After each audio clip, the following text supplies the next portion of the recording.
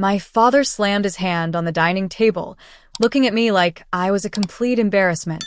"You're a deadbeat, plain and simple," he mocked, as my older sister smirked and my brother nodded in agreement. They spent the entire family dinner bragging about my sister's husband, Marcus, a high-ranking Navy officer, and belittling my quiet, low-profile life. I said nothing.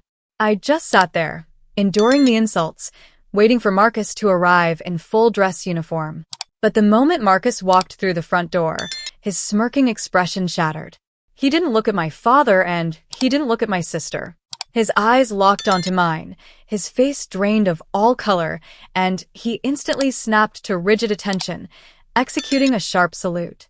"Ma'am," he stammered, his voice trembling with sheer panic. "Follow my story until the end to see how my family's world unraveled in a single second, and comment the city you're watching from so I can see how far my story has reached. My name is Clara, I'm 27 years old, and for the past 5 years, my family has treated me like a complete ghost." I sat near the end of the long dining table in an oversized, plain navy hoodie and faded jeans, nursing a glass of water. Around me, crystal stemware clinked, and expensive perfume hung heavy in the air. This was our family's annual summer gathering at a high-end downtown steakhouse, an event designed for one specific purpose: showing off. My father sat at the head of the table, his posture regal, his ring-laden hands gesturing broadly as he held court. To his right were my older brother and my sister, both dressed in tailored outfits that screamed success. And to his left sat the undisputed guest of honor, my sister's husband, Mark, a decorated Navy lieutenant commander whose uniform practically sparkled under the chandelier light. Then there was me. To my family, I was the quiet disappointment who worked some vague government desk job and lived in a modest apartment. I never corrected them. I let them believe I was struggling because when you work in high-level defense intelligence, keeping a low profile isn't just a preference, it's a habit. Every time I tried to join the conversation, my father would slide a pitying look across the table. They saw my silence as shame, my simple clothes as a surrender to failure. But as my brother leaned over to whisper another snide remark about my lack of ambition, I just took another slow sip of water and waited.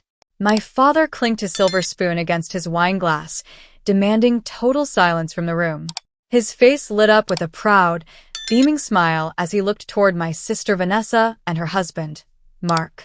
"I want to make a special toast," my father announced, his booming voice carrying across the entire restaurant. "To my son-in-law, Lieutenant Commander Mark. A real man. A leader who serves his country with honor and brings true distinction to the Whitaker family name." Vanessa beamed, resting her hand proudly on Mark's arm, while my brother tapped his glass in enthusiastic agreement. Mark puffed out his chest, accepting the praise with the practiced ease of a man used to being worshipped by his in-laws. He began recounting stories of his naval unit, dropping military acronyms and talking about security clearances like they were badges of royalty. Then, my father's gaze shifted down the table until it landed squarely on me. The warmth vanished from his eyes, replaced by that familiar, cold disdain. "It's a shame," my father said loudly enough for neighboring tables to hear. "You'd think some of that discipline and duty would rub off on everyone in this family. But some people are content doing the absolute bare minimum, hiding away in dead-end jobs while the rest of us actually build a legacy." Vanessa chuckled softly, and Mark gave a subtle, patronizing nod. I didn't flinch. I just held my father's stare, my expression unreadable. My father wasn't finished. Emboldened by the wine and the audience, he leaned forward, resting his elbows on the table. "Look at you, Clara," he sneered, his voice dropping into a tone of fake pity. 27 years old, dressed like you're going to clean a garage, living off scraps. You're a complete deadbeat, a disappointment to this family. While Mark is climbing the military ladder and making a real name for himself, you're just a parasite drifting through life." My brother let out a sharp laugh, swirling the ice in his whiskey glass. "Honestly, Dad, maybe we should hire her as a housekeeper for Mark and Vanessa. At least then she'd learn some real discipline. Lord knows she isn't doing anything useful with her time." Vanessa smirked behind her wine glass, not saying a word to stop them. The air at the table turned heavy, but I didn't drop my eyes, and I didn't raise my voice. I slowly set my water glass down, the soft click echoing off the dark wood of the table. I looked past my father and focused directly on Mark, who was still leaning back with a satisfied smirk on his face. "Lieutenant Commander," I said quietly, my voice slicing right through the laughter. "How are the structural reorganizations going over at Pacific Command? I hear the Department of Defense audit teams have been pretty thorough with the Fifth Fleet's recent logistics reports." Mark's smirk flickered. The casual arrogance in his eyes suddenly gave way to confusion. The specific terminology I just dropped wasn't public knowledge. It was high-level military operational business. He tilted his head, finally looking past my plain navy hoodie and staring directly into my eyes for the very first time all evening. The noise of the restaurant seemed to fade away as Mark's eyes locked onto mine. The color drained from his face so fast it looked as if he'd seen a ghost. He didn't just recognize the terms I'd used, he recognized my face. Stripped of the executive-tailored suits I wore at the Pentagon, hidden beneath a plain navy hoodie, he had completely missed who was sitting right across from him. His posture went instantly rigid. His chair scraped violently against the hardwood floor as he pushed himself up, standing bolted straight. Right in the middle of the crowded fine dining room, Mark snapped his right hand to his temple in a crisp, immaculate military salute. His jaw trembled, and his voice cracked with absolute panic. "Ma'am," he stammered, his eyes fixed straight ahead. I had no idea, ma'am. Why are you here?" My father let out a loud, confused laugh, waving his hand dismissively. "Mark, son, what on earth are you doing? Stop messing around. It's just Clara. You don't need to play along with whatever weird game she's trying to." "Shut your mouth," Mark barked, spinning on my father with a fury that stunned the entire table into dead silence. Mark's forehead was glistening with cold sweat. He turned back to me, his hand still held at attention, looking like a man standing on the edge of a cliff.